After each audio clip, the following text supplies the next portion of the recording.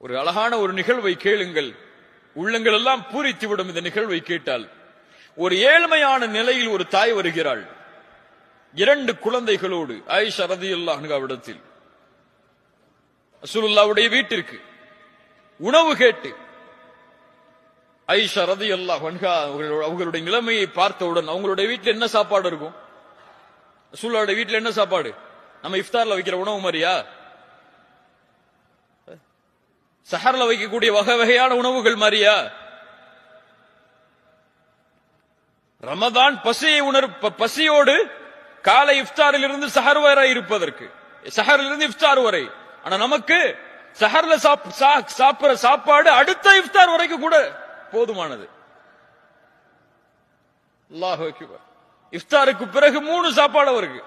இஃப்தாருக்கு மக்ரிபு பிறகு அப்புறம் கியாமுல் லைலுக்கு பிறகு. இல்ல மாஷா அல்லாஹ். ரசூலுல்லாஹி ஸல்லல்லாஹு அலைஹி வஸல்லம் உடைய வீட்டில் ஆயிஷா ரலியல்லாஹு அன்ஹா அந்த ஏழையான அந்த பெண்மணிக்கும் அந்த 2 குழந்தைகளுக்கும் 3 பேரித்தம்பழம் கொடுக்கறாங்க. அதான் அவங்க வீட்டில் இருந்தது. அந்த பெண்மணி பசியோடு இருந்த தங்களுடைய 2 பிள்ளைகளுக்கு, ஒரு பிள்ளைக்கு ஒரு பேரித்தம்பழம், இன்னொரு பிள்ளைக்கு ஒரு பேரித்தம்பழம், இன்னொன்னு தனக்கு. நியாயமான பங்கீடு, நியாயமான பங்கீடு தானே.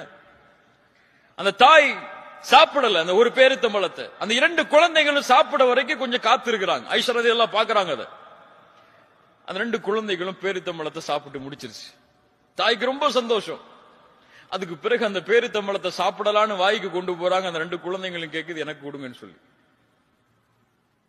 சுப்ஹானல்லாஹ். உடனடியாக அந்த தாய் அந்த 2 பேரித்தம்பழத்தை பிரித்து